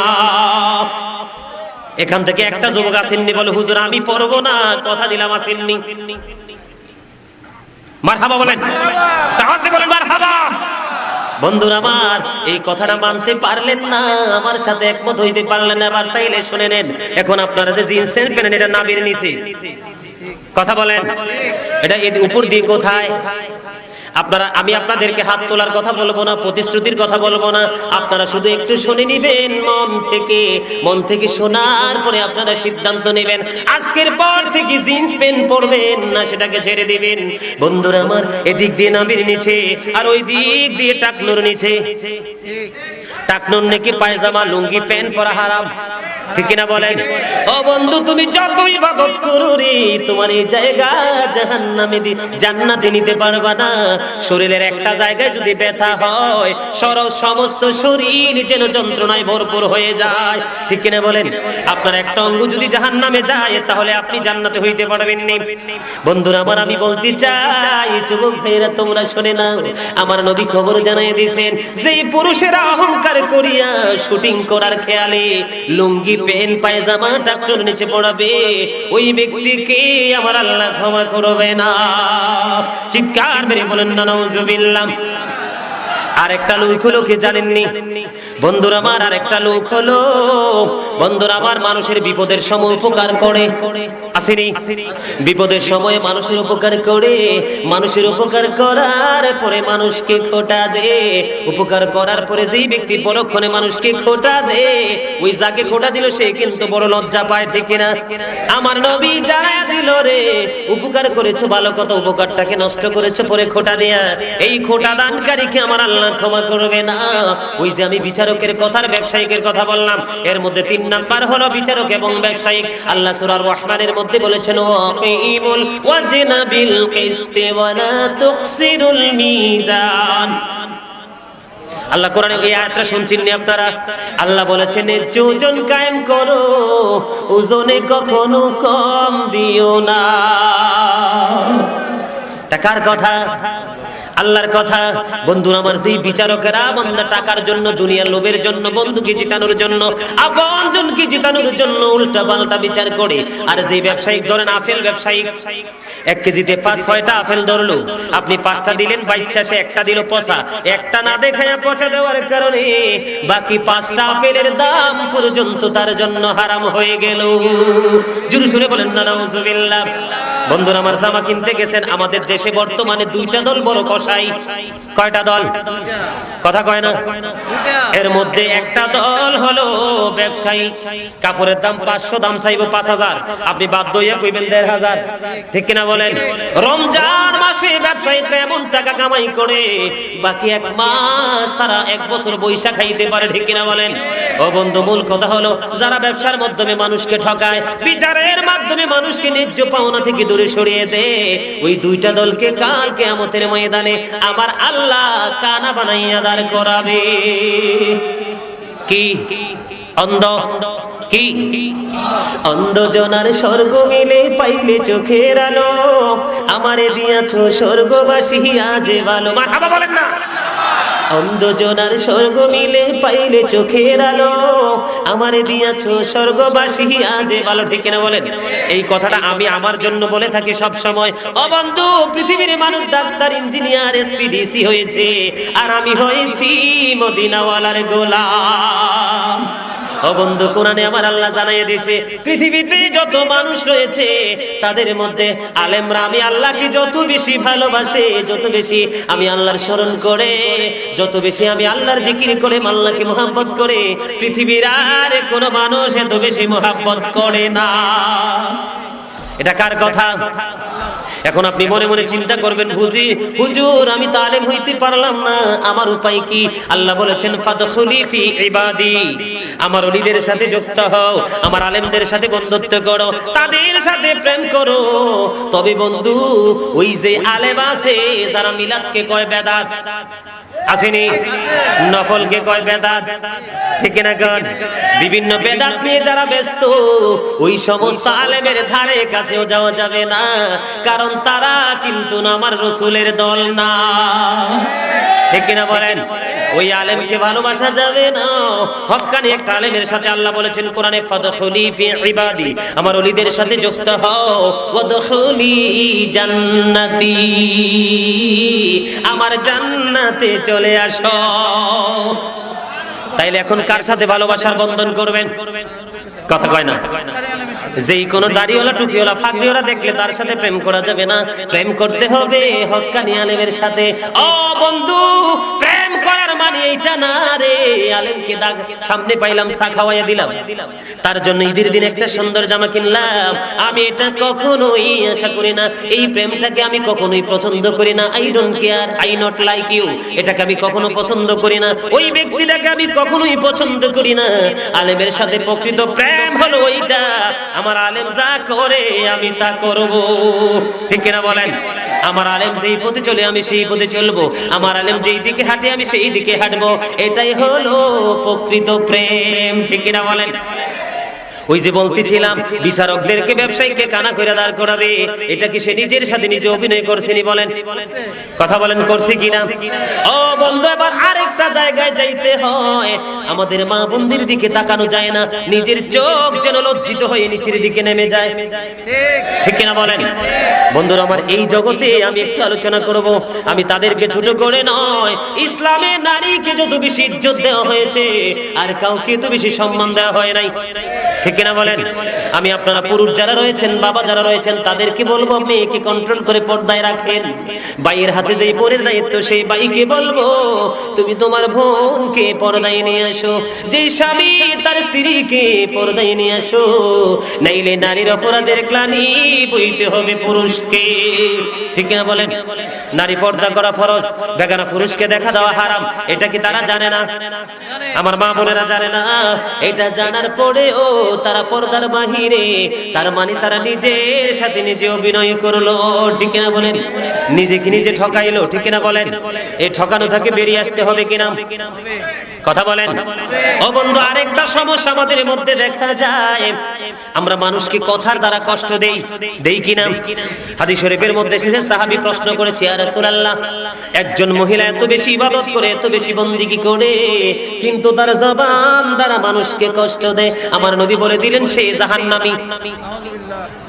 আরেকজনের সম্পর্কে বললেন, সে অল্প অল্প ইবাদত করে, বেশি বেশি ইবাদত করে না, কিন্তু তার আচরণ এত সুন্দর, তার কথাগুলো এত মিষ্টি, তার কথা শুনলে শীতল হয়ে যায় কলিজা, আমার নবী বলে দিলেন সেই মহিলা জান্নাতি। তার মানে বন্ধু, শুধু নামাজ পড়লে চলবে না, শুধু রোজা রাখলে চলবে না, পাড়াপড়শির সাথে ভালো আচরণ করতে হবে, আত্মীয় স্বজনের সাথে ভালো আচরণ করতে হবে, তাদের সাথে প্রেমময় বন্ধন তৈরি করতে হবে। আমার নবী জানিয়ে দিয়েছেন, তোমার পড়শি যদি গরিব হয়, সে ছোট্ট টিনের ঘরে ঘুমায়, তুমি 5 তলা বাড়ি করার ক্ষমতা তোমার আছে, তুমি বাড়ি করার আগে ওই গরিব মানুষটার সাথে একটু পরামর্শ করে নাও যে তোমার বড় বাড়ি বানাইলে তার অসুবিধা হবে কিনা। চিৎকার মেরে বলেন না সুবহানাল্লাহ। এটা হাদিস শরীফের কথা, আমার বানানো কথা নয়। আমার নবী দেখে দেখে বলে দিলেন, তোমার আল্লাহ তৌফিক দিয়েছে, তুমি ছোট্ট গরিব মানুষটার সাথে একটু কথা বলে নাও, কারণ তার সাথে তুমি তার পাশে বড় বাড়ি বানাইলে তার অভাব হবে কিনা, তার কষ্ট হবে কিনা, সে দুর্দশায় পড়বে কিনা। যদি সে বলে আপনার বাড়িটা এখানে করলে আমার কষ্ট হবে, তুমি একটুখানি দূরে বাড়িটা করো। চিৎকার মেরে বলেন না সুবহানাল্লাহ। বন্ধুরা আমার নবী আমাদেরকে অনেক সুন্দর সুন্দর খবর জানিয়ে দিয়েছেন, যেই খবর আমরা মানতে রাজি না। এই না মানা মানি হলো নিজেকে নিজে জাহান্নামের দিকে নিয়ে যাওয়া, ঠিক কিনা বলেন? বন্ধুরা আমার মোবাইলটা সাথে আছে, আমার কাছে একটা হাদিস আছে, আমি আপনাদেরকে শোনাই। হাদিসটা পুরাটা শোনাবো না, হাদিসের অল্প একটু অংশ আমি আপনাদেরকে শোনাবো। বন্ধুরা আমার নবী কত সুন্দর করে বলে দিয়েছেন, তার আগে আমরা একটু জিকির করি। আসবি রব্বি জাল্লাল্লাহ ফি কলবি গায়রুল্লাহ নূর মুহাম্মদ, লা নূর মুহাম্মদ সাল্লাল্লাহু। আমরা সবাই গুনাহগার, ডাকি তোমায় বারে বার, আমরা সবাই গুনাহগার, ডাকি তোমায় বারে বারে দয়ালে নবীর উসিলায় পার কইরো হাসর বেলা হাসবি রব্বি জাল্লাল্লাহ মা ফি কলবি গায়রুল্লাহ নূর মুহাম্মদ সাল্লাল্লাহ লা ইলাহা ইল্লাল্লাহ নূর মুহাম্মদ সাল্লাল্লাহ আল্লাহ তুমি নিরাকার নাই তোমার আকার শাখা তুমি নিরাকার নাই তোমার আকার সাকার কোন নামে ডাকিব তোমায় বলে দাও মাবুদ আল্লাহ হাসবি রব্বি জাল্লাল্লাহ নূর মুহাম্মদ সাল্লাল্লাহ নূর মুহাম্মদ সাল্লাল্লাহ লা ইলাহা ইল্লাল্লাহ মুহাম্মাদুর রাসূলুল্লাহ সাল্লাল্লাহু আলাইহি ওয়াসাল্লাম। বন্ধুরা আমার নবী বলে দিয়েছেন এমন কিছু মানুষ পৃথিবীতে রয়েছে প্রতিদিন তারা সৎ পথে চলে নিজেকে জাহান্নাম থেকে মুক্ত করে নিয়েছে। এত আস্তে সুবহানাল্লাহ সুবহানাল্লাহ বলতে কি কষ্ট হয়? আমার নবী জানিয়ে দিয়েছেন পৃথিবীতে এমন কিছু মানুষ রয়েছে সকাল যখন হয়ে যায় সন্ধ্যা পর্যন্ত সে সৎ কাজ করতে থাকে, সে সৎ কাজের মাধ্যমে জাহান্নাম থেকে নিজেকে মুক্ত করে নিয়েছে, আর জাহান্নাম সে জান্নাতটাকে তারা আপন করে নিয়েছে। চিৎকার মেরে বলেন না সুবহানাল্লাহ। বন্ধুরা আমার তার মানে সৎ কাজ করলে আমরা জান্নাতে যেতে পারবো, আর অসৎ কাজ করলে আমরা জাহান্নামে চলে যেতে হবে। ঠিক কিনা বলেন? কথা বলেন ঠিক কিনা? সুদের কথা হইল, ঘুষের কথা হইল, মা বাবার অবাধ্যের কথা হইল, আপনাদের মধ্যে আর কোন আছে যে হুজুর এই বিষয়ে আলোচনা করেন? এমন কোন বিষয় আসেনি? বলতে পারেন? জি নামাজের বিষয়ে আলোচনা। বন্ধু নামাজ নিয়ে আলোচনা প্রতিনিয়ত হয়, কিন্তু এই পাপের সাজা যে কি মানুষ জানে না। ঠিক কিনা বলেন? বন্ধুরা আমার আরেকটা সমস্যা দেখা যায় বিভিন্ন মসজিদে, আপনাদের এলাকায় আছে কিনা জানি না, বিভিন্ন বিষয় নিয়ে মসজিদে ঝগড়া হয়। এমন আসেনি? বিভিন্ন বিষয় নিয়ে তারা মসজিদে ঝগড়া লেগে যায়। ও বন্ধু সেও তো নিজের সাথে নিজে অভিনয় করলো, নিজেকে নিজে ঠকাইলো। বন্ধু আমার নবী জানাইয়া দিয়েছেন যেই ব্যক্তি মসজিদের মধ্যে দুনিয়ার বিষয় নিয়ে ঝগড়া সৃষ্টি করবে তাদেরকে কাল কিয়ামতের ময়দানে মাতাল জানোয়ার বানাইয়া দাঁড় করাবে। চিৎকার মেরে বলেন না নাউজুবিল্লাহ, আওয়াজ দিয়ে বলেন না নাউজুবিল্লাহ, আর একটু মুহাম্মদে বলেন না নাউজুবিল্লাহ। বন্ধুরে আমার কথার দ্বারা কাউকে কষ্ট দেওয়া যাবে না, ধন সম্পত্তি দ্বারা কাউকে কষ্ট দেওয়া যাবে না। ও বন্ধু বিভিন্ন বিষয় দিয়ে কোনো বিষয় নিয়ে কোনো আপনজনকে কষ্ট দেওয়া যাবে না। আমি একটা জায়গায় বেশি আলোচনা করতে চাই যুবক ভাইদেরকে নিয়ে। এখন যে তোমরা চুল কাটো তোমাদেরকে চিনা যায় না, তোমরা কি হিন্দু না মুসলমান? ঠিক কিনা বলেন? ও বন্ধু বড় আফসোস লাগে রে, কোন বিধর্মীকে পারছে এই পর্যন্ত মুসলমানের মতো বাবরিরা খাইতে। কথা কয় না সবাই? আমরা কি কেউ পারছি বিধর্মীকে আমার মতো বাবরি চুল রাখাইতে? কোনদিন পারছি মিলাদে আনতে? কোনদিন পারছি মসজিদে আনতে? তুমি কেমন করিয়া বিধর্মীকে চাইয়া চাইয়া চুলের মডেল করো? আমার নবীর আইন মোতাবেক তুমি চুল কাটতে পারো না, তুমি দাড়ি পর্যন্ত বন্ধু চুল যেমনি করে কাটে এটা তার ইচ্ছে, কিন্তু সবচেয়ে বড় আফসোস লাগে রে আপনি যদি দাড়ি না রাখেন এটা আলাদা বিষয়, কিন্তু দাড়ি রাখাইয়া দাড়ির মধ্যে মডেল করা যাবে না। আমার নবী জানাইয়া দিলেন যেই ব্যক্তি দাড়ি রাখার পরে দাড়ির মধ্যে মডেল করলো সে কবিরা গুনার আওতায় চলে আসলো। আপনার যদি ভালো না লাগে আপনি দাড়ি রাখবেন না, কিন্তু দাড়ি নিয়ে আপনি কোনো উপহাস করতে পারবেন না। আমি আজকে বলবো যাদের মনে মনে খেয়াল দাড়ি রাখার পরে সাইজ করবেন, আমি আপনাদেরকে বলবো দাড়ি ফালাইয়া দেন, আপনার দাড়ি রাখার কোনো প্রয়োজন নেই। যেদিন সিদ্ধান্ত নিতে পারবেন মদিনাওয়ালার সাথে প্রেম লাগাইয়া সুন্দর করে দাড়ি রাখতে পারবো ওই দিন দাড়ি রাখবেন, কারণ ওই দাড়িতে আপনার কোনো অপরাধ হবে না। আপনারা জানেন না দাড়িওয়ালা মানুষ যখন মদিনাওয়ালার প্রেমিক যখন কবরে যাবে মুনকার নাকির একজন আরেকজনকে ডাক দিয়ে বলবে চাইয়া দেখো আমার রাসূলের চিহ্ন তার মুখে দেখা যায়। আমার রাসূলের চিহ্ন তার মুখে দেখা যায় রে। তাকে প্রশ্ন করার আগে খুব আদবের সাথে তাকে প্রশ্ন করতে হবে। কিসের সাথে? আদবের সাথে, মোহাব্বতের সাথে। বন্ধু, সর্বশেষ কথা হলো মদিনাওয়ালার সাথে প্রেম লাগাইয়া যদি আমরা লাগাই, আরো অনেক বিষয় রয়ে আলোচনা করব। আজকের আমার মূল বিষয় হলো মদিনাওয়ালার সাথে প্রেম লাগাইয়া জীবন যাপন করতে পারলে আপনাকে যখন কবরে রাখা হবে, কবরে রাখার পরে মুনকার নাকির যখন প্রশ্ন করবে, প্রশ্ন করতে দেরি রে, আমার আল্লাহর কাছে আবার নবী একটা ডাক দিয়ে বলবে, মনিব এই যে মৃত্যুবরণ করেছে এটা হলো আমি নবীর গোলাম, তাকে আমি নবীর হাতে তুলে দাও। বন্ধুরা আমার নবী কথা বলতে দেরি রে, আমার আল্লাহ ফেরেশতাদেরকে বলবে, আমার এই বান্দার পিঠের নিচে জান্নাতের গালিচা তুমি বিছায়া দাও, কারণ আমার হাবিব বলেছে সে তার গোলাম। বন্ধুরা আমি এখন এই দিকে আলোচনা করব না, আমার আলোচনাটা এখানে আমি শেষ করে নিয়েছি। এই যে আমার যে মূল আলোচনা ছিল, এখন আমি একটা আলোচনা করব, আকীদার আলোচনা, যেটা আমি আজকের জুমায় আলোচনা করেছি। কারণ বেশি যদি বলি না, তাহলে আপনাদের জন্য অনেক বেশি ভারী হয়ে যাবে, সবগুলো মনে রাখা সম্ভব হবে না। আবার আপনাদেরকে এই সুযোগে আরেকটা দাওয়াত দেই, আমার এটা কিন্তু চ্যানেল, ইউটিউব চ্যানেল, এই চ্যানেলটার নাম হচ্ছে 5, দেখেন চ্যানেল 5 লেখা আছে, চ্যানেল 5, চ্যানেল পাক পাঞ্জাতন। আপনারা যখন ইউটিউবে ঢুকে মাওলানা গাজী সুলাইমান আল কাদরি লিখে যখন সার্চ দিবেন, দেখবেন অটোমেটিকলি আমার ওয়াজ চলে আসবে, একটা ওয়াজও নাই বিষয় ছাড়া, প্রত্যেকটা বিষয় ভিত্তিক আলোচনা আমার আপনারা পাবেন। আপনাদের কাছে দাওয়াত রইল, যদি ভালো লাগে আপনারা সেখান থেকে কালেক্ট করে আপনারা আলোচনা শুনবেন। আশা করি শুনলে আপনাদের আমল করতে ইচ্ছে করবে। আল্লাহ যেন আমাদেরকে সে তৌফিক দান করে, সকলে বলুন আমিন। of my life lillahi wa kullu shay'in min nuri, চিৎকার মেরে বলুন সুবহানাল্লাহ। এই সূত্র ধরে, এই যে রাসূল প্রথম, এই সূত্র ধরে আমি একটা গজল গাইবো। আপনারা আগে শুনছেন কিনা আমারে জানাইবেন, আর যদি পারেন আপনারা সকলের সাথে গাইবেন। আপনারা গজল পছন্দ করেননি? সবাই করেন? সবাই যদি পারেন আমার সাথে সবাই গাইবেন। হ্যাঁ, জগৎটাকে আল্লাহ পাকি সুন্দর সাজাইছে, সর্বশেষে নূর নবীকে ধরায় পাঠাইছে, সর্বশেষে নূর নবীকে ধরায় পাঠাইছে।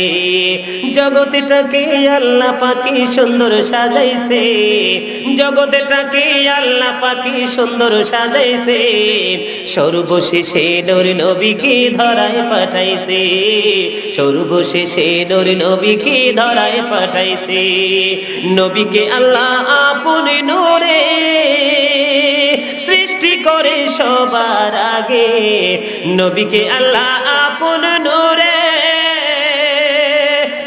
সৃষ্টি করে সবার আগে, পাঠাইয়া সবার পরে সম্মানে দেখাইছে, পাঠাইয়া সবার পরে সম্মানে দেখাইছে, সর্বশেষে নূর নবীকে ধরায় পাঠাইছে, সর্বশেষে নূর নবীকে ধরায় পাঠাইছে। জগৎটাকে আল্লাহ পাকি সুন্দর সাজাইছে, সর্বশেষে নূর নবীকে ধরায় পাঠাইছে, সর্বশেষে নূর নবীকে ধরায় পাঠাইছে। সবুজ রঙে জমিনটারে সাজায় আছে সুন্দর করে, আকাশেতে মিটি মিটি তারা ঝুলাইছে, আকাশেতে মিটি মিটি তারা ঝুলাইছে, সর্বশেষে নূর নবীকে ধরায় পাঠাইছে, সর্বশেষে বলেন সর্বশেষে নূর নবীকে ধরায় পাঠাইছে। জগৎটাকে আল্লাহ পাকি সুন্দর সাজাইছে, সর্বশেষে নূর নবীকে ধরায় পাঠাইছে, সর্বশেষে নূর নবীকে ধরায় পাঠাইছে। আদম থেকে ঈসা নবী করেছিলেন তারা মিলাদুন নবী, সবাই তারা মিলাদ করে মিলাদ শিখাইছে, সর্বশেষে নূর নবীকে ধরায় পাঠাইছে, সর্বশেষে নূর নবীকে জগৎটাকে আল্লাহ পাকি সুন্দর সাজাইছে, সর্বশেষে নূর নবীকে ধরায় পাঠাইছে। আওয়াজ দিয়ে বলেন মারহাবা, বলেন মারহাবা। রংপুর রোডে আছি, অনেক মানুষের সাথে দেখা হয়, বলছেন আজকে একটা ছেলে একবারে বিশ্রী দেখতে, কালো কুচকুচে কালো, ছোট্ট গালগুলো ভিতরে একবারে, তাকে কিন্তু আমি ডিনাই করে ঘৃণা করে বলছি না, ওই যে কালো মানুষের অন্তর যে ভালো থাকে এটার প্রমাণ। আমি যেখানে যাই ডান দান কালেকশন করতে চাইলে দে, কালা মানুষটি আগে দেয়। সুবহানাল্লাহ না? মসজিদের কাজের জন্য হাত বাড়ালে কালা মানুষটি আগে দেয়। হযরত বেলাল কালা ছিল, এত কালো যেটা বুঝাইতে পারবো না। মুসা নবী একদিন আল্লাহরে বলতেছে, আল্লাহ আমার সাথে যে জান্নাতে বন্ধু হয়ে যাবে তারে আমি দেখতে চাই। সে বলক শহরে যাইয়া থাকে একবারে বিশ্রী দেখতে। মুসা নবী কয়, বাপ রে বাবা, আমার উম্মতের মধ্যে মনে হয় এ তার মতো কালা কেউ নাই, এতে কেমনে এত তাকদা জান্নাতে যাইলো? এটা আমি রহস্য বের করে ছাড়বো। চিৎকার মেরে সুবহানাল্লাহ। বন্ধুরা আমার, সে কি করছে জানেন? তার টাকা নাই, কাজ করতে আসছে, বুঝেনি তো? সে এতগুলো খাস্তা নিয়ে আসছে। কি আমরা প্যাকেটগুলো সিরা পলিথিনে করে এতগুলো খাস্তা নিয়ে আসছে। আমি যাই রইছি। এখন আমি দেখলাম তার প্রেম, যখন রাসূলের সামনে আপনার দূরত পড়তে থাকলাম, আমি দেখলাম তার দু চোখ দিয়ে পানি জোরে জোরে পড়তেছে। চিৎকার মেরে বলেন না সুবহানাল্লাহ। বন্ধুরা আমার, এখন সবাই ডেকে ডেকে বলতেছে, এই তোমরা তাবারক নিয়ে যাও, তাবারক নিয়ে যাও। একবারও তো বলে না খাস্তা খাইয়া যাও। কথা কন কয়নি? জিলাপি খাইয়া যাও, গজা খাইয়া যাও, খাস্তা খাইয়া যাও, কি কয়? বলে না। সবাই বলে কি? তাবারক নিয়ে যাও। কারণ ইবাদতের পরে যেটা খাওয়া হয় অথবা পান করা হয় এটাই তাবারক। যেই ব্যক্তি এই তাবারক খাওয়া সুন্নাত, যেই ব্যক্তি একটা সুন্নতকে ধরে রাখবে সেই ব্যক্তি কিয়ামতের ময়দানে 100 শহীদের মর্যাদা নিয়ে জান্নাতে যাবে। কত শত? 100 শহীদের মর্যাদা নিয়ে জান্নাতে যাবে যদি সে আদবের সাথে তাবারক খাইতে পারে। চিৎকার মেরে সুবহানাল্লাহ। কারণ এটা সুন্নাত। 100 শহীদের দরজা যদি পাওয়া যায়, শহীদের ইজ্জত কত জানেন নেই? তাকে জানাজা ছাড়া, কাফন ছাড়া, গোসল ছাড়া মাটি দেওয়া যায়। তাহলে শহীদের ইজ্জত বেশি না কম? 100 শহীদের ইজ্জত নিয়ে জান্নাতে যাওয়া যাবে। তাহলে তারে আপনি কত বুড়া হইছে দেখে গেছে, বেয়াদব ছাড়া কিছু বলা যায়? বলে হুজুর আপনি এই বুড়ারে বেয়াদব বলার সাহস পাইলেন কই? এটা আমার ঈমানি দায়িত্ব। এটা কি? এটা আমার ঈমানি দায়িত্ব। কেননা আপনার সূরা কলামের মধ্যে আয়াত পাইছি, উতুল্লি বাদা যালিকা জানিম, with all that he is a bastard. বন্ধুরা আমার, ওয়ালিদ বিন মুগীরা আমার নবীর লগে বেয়াদবি করছে। আল্লাহ কয়, ওয়ালিদ বিন মুগীরা তুই আমার হাবিবের লগে বেয়াদবি করছস, রাখ রাখ, তোর যে জন্মে ঠিক নাই এটা আমি আল্লাহ না শুধু জানি। কি কথা কয় না? তোর যে জন্মে ঠিক নাই এটা শুধু আমি আল্লাহ জানি। দাঁড়া, তুই আমার হাবিবের লগে বেয়াদবি করছস, তোর এই জন্মের পরিচয় আমি গোটা পৃথিবীর মানুষকে জানাই দেন। সুবহানাল্লাহ বলেন। আল্লাহ ওয়ালিদ বিন মুগীরা জন্মের ঠিক নাই, সে যার সন্তান, এটা পবিত্র কালামুল্লাহ শরীফের মধ্যে সূরা কলামে আল্লাহ জানাই দিবেন, উতুল্লি বাদা যালিকা জানিম, with all that he is a bastard. তার মানে তুই জারদ সন্তান। বন্ধুরা আমার, জারদ সন্তান এমন একটা খারাপ জিনিস, এটা যদি গোটা পৃথিবীর ভার্সিটির সার্টিফিকেট নিয়ে আসে, তারপরেও তার পিছনে দাঁড়ায় একটা দায়িত্ব বিয়া জালিমাম বলা যাবে না, কারণ তাকে ঈমান মানা যাবে না, সম্পূর্ণই হারাম। তইলে রবির লগে বেয়াদবি যেটি করে এটি জন্মে ঠিক আছে নি? কথা কয় না? এটা কি আমার কথা না আল্লাহর কথা? কথা কন, আমার কথা না আল্লাহর কথা? ও বন্ধুরা আমার, নবীকে ছোট করে কথা বলো, নবীকে কটাক্ষ করে কথা বলো। তোমরা জানো না হি হো অবিস দেবশীল অবিস আল্লাহ। যে ব্যক্তি রাসূলের নির্দেশ মান্য করলো সেই ব্যক্তি যেন আল্লাহর নির্দেশ মান্য করলো। কোরআনের মধ্যে আমার আল্লাহ জানিয়ে দিয়েছেন, মাইয়ুতির রাসূলা ফাকাদ আতা আল্লাহ। যে ব্যক্তি রাসূলের নির্দেশ মান্য করলো সে যেন আল্লাহর নির্দেশ মানলো। সে বলুন, ইফ ইউ ডু লাভ আল্লাহ, যদি তোমরা আল্লাহকে ভালোবেসে থাকো, ফলো মি মুহাম্মদ সাল্লাল্লাহু আলাইহি ওয়াসাল্লাম, মুহাম্মদ সাল্লাল্লাহু আলাইহি ওয়াসাল্লামের অনুগত হয়ে যাও, আল্লাহ উইল লাভ ইউ, আল্লাহ তোমাদেরকে ভালোবাসবে, এন্ড ফরগিভ ইউর সিনস, আল্লাহ রাব্বুল আলামিন ক্ষমা করে দিবে। চিৎকার করে বলেন সুবহানাল্লাহ।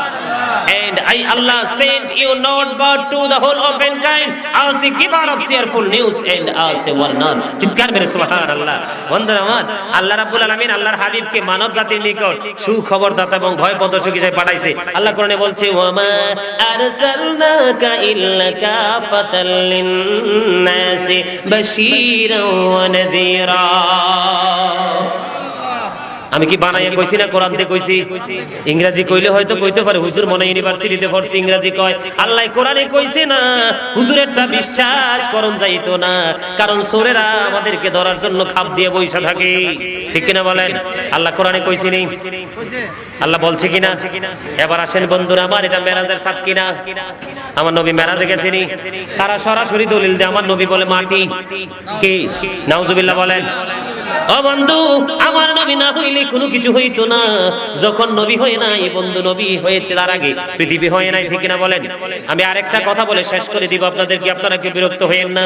এই যে মেরাজের রজনীতে আমার নবী মেরাজে গেলেন, বন্ধু একটু গভীর চিন্তা করবেন। উম্মে হানির ঘর থেকে এশারের পরে কোন সময়? এশারের নামাজের পরে জমজমের নিকটে নিলেন, অনেক লম্বা আলোচনা। জমজমের নিকটে নিয়ে রাসূলের সিনা থেকে নাভি পর্যন্ত বিদীর্ণ করলেন, মানে কাইটা দুই ভাগ করলেন।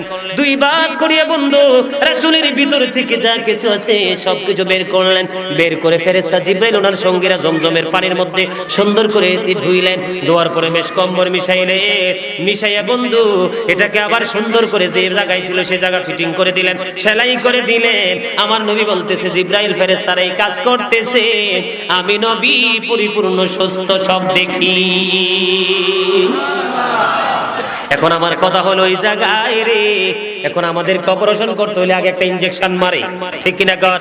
ইনজেকশন দিয়ে জায়গাটাকে অবশ করে, পেটটা অবশ করে, অবশ করার পরে বেদিটা বাইর করে, বেদিটা বাইর করিয়া বন্ধু এটাকে সেলাই করে। সেলাই ইনজেকশনের পাওয়ার যখন শেষ হইয়া যায় তখন কিন্তু বন্ধু দেখা যায় আর রোগীটা ব্যথা সইতে পারে না, ঠিক কিনা বলেন? কারণ এটা মাটির দেহ ব্যথা করবে, ওইটা নূর, এটার মধ্যে কোনো ব্যথা নাই, এটার মধ্যে কোনো যন্ত্রণা নাই। আমাদেরকে অবশ করে, নবীকে অবশ করে নাই। এবার আরেকটা মজার খবর এই রাত্রিতে বন্ধুরা আমার, সময় কখন? এশারের পরে। কোন সময়? এশারের পর থেকে কিন্তু কাহিনী শুরু। বন্ধুরা আমার, একটা আসমান থেকে আর একটা আসমানের দূরত্ব 500 বছরের রাস্তা, তাহলে 7 আসমান পর্যন্ত 3500 বছরের রাস্তা, ঠিক কিনা বলেন? 3500 বছরের রাস্তা। আমার নবী যদি নূর না হইতো, ও বন্ধুরে আবার এশারের নামাজ, তাই এশারের নামাজের পরে তিনি ঘুমাইছে, এখান থেকে শুরু হইল, ফজরের আগে আগে আবার পৃথিবীতে চলে আসলো। জোরে সরে বলেন না সুবহানাল্লাহ। এখানে একটা বিষয় খুবই লক্ষণীয়, আপনারা এত বছর মেরাজের আলোচনা শুনছেন, নবী কেমন করে আল্লাহর আরশ পর্যন্ত গেছে এটার দলিল আছে, কিন্তু কেমন করে পৃথিবীতে আসছে ওয়াজ শুনছেন নি কেউ? সত্যি তো আপনাদের অনেক বিচক্ষণতা বোধ আছে, চিৎকার মেরে সুবহানাল্লাহ। নবীকে আল্লাহ পৃথিবীতে কেমন ভাবে পাঠাইছে এটার কোনো দলিল কোনো মুফতি মুহাদ্দিস দিতে পারবে না, কারণ এটার কোনো দলিল নাই। আল্লাহ ডাইকা ডাইকা বলে, এটা আমার এবং আমার হাবিবের ব্যাপার, আমার বন্ধুরে কেমন করে পৃথিবীতে পৌঁছাইয়া দিব এটা আমি আল্লাহ ছাড়া আর কেউ তো জানে না। এখানে আরেকটা বিষয় বন্ধুরা আমার, এত তাড়াতাড়ি 500 বছরের রাস্তা, আরেকবার 500, আরেকবার 500, 5 কত? 3500 বছরের রাস্তা পাড়ি দিয়ে চলে আসলেন। আয়েশা দেখে ওযু যে করছে এশারের সময়, ওযুর পানি টেপ টেপ করে এখনো ঝরে ঝরে পড়ছে। আমার রাসূলের 7 আসমান পাড়ি দেওয়া, আরশ, কুরসি, লৌহ কলম, জান্নাত জাহান্নাম। বন্ধু এখানে আরেকটা মজার বিষয়, একটা জান্নাতের একটা দরজা থেকে আরেকটা দরজার দূরত্ব প্রায় 100 বছরের রাস্তা। কোন কোন রাবি কিতাব বর্ণনাকারী বলেছে একটা আসমান থেকে আরেকটা আসমানের দূরত্ব, একটা জান্নাতের এক দরজা থেকে আরেকটা দরজার দূরত্ব আসমান এবং জমিনের দূরত্ব যেমন তেমন দূরত্ব। এত লম্বা জান্নাত আমার নবী দেখলেন, জান্নাতের গেট 7টা সেটাও তো দেখলেন। জান্নাত মানে হলো বন্ধু অসংখ্য বৃক্ষের ছায়া দ্বারা একটা জায়গাকে তৈরি করা, এটাই তো জান্নাত। সুবহানাল্লাহ বলেন। জান্নাতের মধ্যে এমন একটা বৃক্ষ আমার আল্লাহ তৈরি করে রেখেছে যেটার নিচে পৃথিবীর সবচেয়ে বেশি দ্রুতগামী ঘোড়া দৌড়াতে পারে। এই ছায়ার নিচে যদি সে 70 বছর দৌড়ায় তারপরেও ছায়া শেষ করতে পারবে না। নবী যদি নূর না হইতো তাহলে কিভাবে গেল, আবার কিভাবে আসলো? ঠিক কিনা বলেন? কথা বলেন ঠিক কিনা? ঠিক কিনা বলেন? কথা বলেন ঠিক কিনা? বন্ধুরা আমার, প্রত্যেকটা জায়গায় গেলে আল্লাহর হাবিবকে পাওয়া যায়। কালিমে তাইয়্যিবা, there is no god but Allah, সেই আল্লাহ ব্যতীত কোনো উপাস্য নেই, কোনো ইলাহ নেই। মুহাম্মদুর রাসূলুল্লাহ সাল্লাল্লাহু আলাইহি ওয়াসাল্লাম is the messenger of Allah। চিৎকার মেরে সুবহানাল্লাহ বলবেন না? আল কোরআন, the ultimate miracle, the ultimate miracle 19 of the holy Quran। চিৎকার মেরে সুবহানাল্লাহ, মুহাম্মদুর সুবহানাল্লাহ। যেই নবী, বন্ধুরা আমার, আমি আমার মনে হচ্ছে আপনাদেরকে আমি বিরক্ত করতেছি, আমি আর আলোচনা করব না। আমি আপনাদেরকে এটুকু শুধু বলবো, আল্লাহর হাবিবের সাথে মহব্বত রাখবেন। আল্লাহ নবীর সাথে মহব্বত রাখি যদি আমরা জীবন যাপন করতে পারি, আমার বিশ্বাস আমরা সাকসেস হতে পারবো। আকাশের মধ্যে 200 crore গ্যালাক্সি আছে, মানে 200 কোটি ছায়াপথ আছে। এর মধ্যে প্রত্যেকটা ছায়াপথের মধ্যে 10,000 কোটি করে তারকা আছে, তারা। এর মধ্যে একটা তারার নাম খুঁজে পায় নিউট্রন স্টার। এই নিউট্রন স্টার তারাটার 1 চা চামচ পদার্থের ওজন 1000 মিলিয়ন টন। চাচামচ চিনেন না? এটা তো নাই। ওই যে চায়ের দোকানে টুকটুক করে কাফে বাইরে যে চিনি দিয়ে দুধ দিয়া ছোট্ট একটা চাচামচ, 1 চা চামচ পদার্থের ওজন 1000 মিলিয়ন টন। বন্ধু, তাহলে একটা তারার ওজন কত হতে পারে এটা পৃথিবীর কেউ বের করতে পারবে না। এই জায়গায় আসার পর পিছনে একটা কারণ আছে। ও বন্ধু, নবীকে তোমরা তোমাদের মতো বলো কোনাক কোলে, নবী কোন দিক দিয়ে আমাদের মতো না, ঠিক না বলেন? বন্ধুরা আমার, এবার আসমানে তো ওজন ধারণ করতে পারে। আল্লাহ আসমানকে ডাক দিয়ে বলল, আসমান তুমি কোরআন নিয়ে না। কয়, প্রভু গো, এই কোরআনের ভার সইতে পারবো না। জমিনকে ডাক দিয়ে বললেন, জমি তুমি কোরআনটা নিয়ে নাও। জমিন ডাক দিয়ে বললেন, বনিব, এই কোরআনের ভার সইতে পারবো না। ও হামালাহাল ইনসান, আপনার আমার নবী কোরআন নিয়ে এসেছি। আসমান নিল না, জমিনও নিল না, মানুষের মাথাটা খুবই ছোট, ঠিক কিনা কোন? ও বন্ধু, অন্তরটার ছোট রে, এই সিনার মধ্যে কেমন করে আমার আল্লাহ আটকাইয়া দিলেন 30 পারা কোরআন। আমাদের ইজ্জত, আমাদের দাম আসমান জমিনের চাইতেও বেশি। ও বন্ধুরা, আসমান জমিনের ফেরেশতার চাইতেও আমরা দামি, শুধু আখিরি নবীর উম্মত হওয়ার কারণে, ঠিক না বলেন? বিজ্ঞানীদের বিজ্ঞানী অঙ্গ নবীজি, এমন দয়াল নবী আর হাইবানি, এমন দয়াল নবী। আপনারা বাসা নাই, আপনারা বাসা না? নোয়াখালীর আপনারা বাসা পাশাপাশি, সেম সেমে তো একটু 19-20, ঠিক না বলেন? কথা বলেন? হ্যাঁ, দড়ি আনছি, দিচ্ছি, নিচ্ছি, ঠিক কিনা বলেন? দইছে মাইছে এইরকম তো নাকি? আমার গৌজর আপনি জলদি চলি আইয়েন, নাই কই চলি আইও, আপনি জলদি চলি আইয়েন। আমি কই কালার দোকানে যা, কে জানি ফোনটা রিসিভ করতে, লোকটার কথা বলে নাই তো, কালার দোকানে যাই আই কি করবো, হুজুর আপনি মাহফিলের দিকে চলি আইয়েন। আমি মাহফিল কোন দিকে আমি বুঝবো কেমন করে, ঠিক কিনা বলেন? কথা বলেন, ঠিক কিনা? তা আপনাদের বাসায় গজলটা গাইবো, শুনবেন? পারলে আমার সাথে গাইবেন, ঠিক আছে? বিজ্ঞানীদের বিজ্ঞানী অঙ্গ নবীজি, এমন দয়াল নবী আর হাইবানি, এমন দয়াল নবী খুঁজা হাইবানি। বিজ্ঞানীদের বিজ্ঞানী অঙ্গ নবীজি। আমরা আমার সাথে গাইতেন না? আমি বাংলা ভাষায় গাই না? বিজ্ঞানীদের বিজ্ঞানী অঙ্গ নবীজি, এমন দয়াল নবী খুঁজা হাইবানি, এমন দয়াল নবী খুঁজা হাইবানি। বিজ্ঞানীদের বিজ্ঞানী অঙ্গ নবীজি, বিজ্ঞানীরা রকের যোগে চাঁদের দেশ, যোগে চাঁদের দেশ, অঙ্গ নবী রকের চারা মেরাজ শরীফ যায়, ঠিক কিনা বলেন? বিজ্ঞানীরা রকের যোগে চাঁদের দেশে যায়, অঙ্গ নবী রকের ছাড়া মেরাজ শরীফ যায়। আরে ওই যুগে কি রকেট বিমান এগুলো ছিল নি? বলো, ওই যুগে কি রকেট বিমান এগুলো ছিল নি? বিজ্ঞানীদের বিজ্ঞানী অঙ্গ নবীজি, আবু বকর সিদ্দিকের সাপে কামড়াইছে, অঙ্গ নবীর থুতু দি বালা হই গেছে, ঠিক কিনা বলে? আবু বকর সিদ্দিকের সাপে কামড়াইছে, অঙ্গ নবীর থুতু দি বালা হয়ে গেছে। আরে সেই বালা কি এই যুগেতে করতে হারবানি? আরে সেই যুগে কি হুজা বৈদ্য এগুলো ছিল নি? বলো, সেই যুগে কি হুজা বৈদ্য এগুলো ছিল নি? বিজ্ঞানীদের বিজ্ঞানী অঙ্গ নবীজি, আগের যুগের মানুষের অসুখ কম হইতো, অঙ্গ নবীর কাছে আইলে বালা হয়ে যাইতো। আগের যুগের মানুষের অসুখ কম হইতো, অঙ্গ নবীর কাছে আইলে বালা হয়ে যাইতো।